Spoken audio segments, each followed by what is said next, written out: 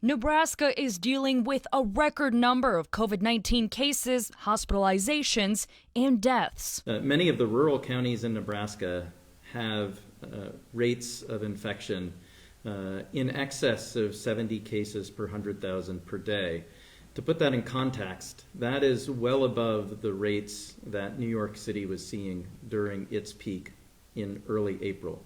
So this is a really serious situation, and as the governor indicated, we are certainly at risk for our health systems becoming overwhelmed. In response, on Friday, Governor Ricketts announced 4 new directed health measures to make sure that the hospital systems are not overwhelmed.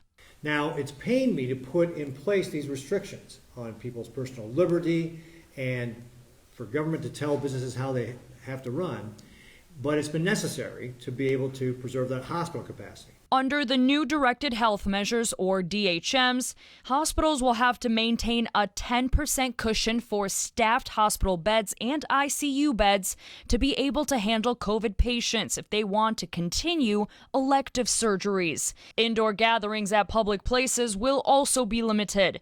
Under the current DHM, 75% capacity is allowed. Now that's dropping to 50%, and only 8 people per group will be allowed. Bars and restaurants must also reduce capacity to 50%. And just like before, you must be seated at a table with a limit of 8 people. And weddings and funeral receptions must also limit table sizes to 8 people. This all goes into effect October 21st and will be in effect until at least November 30th. Governor Ricketts is also directing $40 million of the $1.25 billion that the state received in federal CARES Act money to assist hospitals with staffing. Nebraska Chief Medical Officer Gary Antone says staffing is a bigger problem than the actual beds. This will help maintain capacity as we are able to increase the number of beds that are staffed.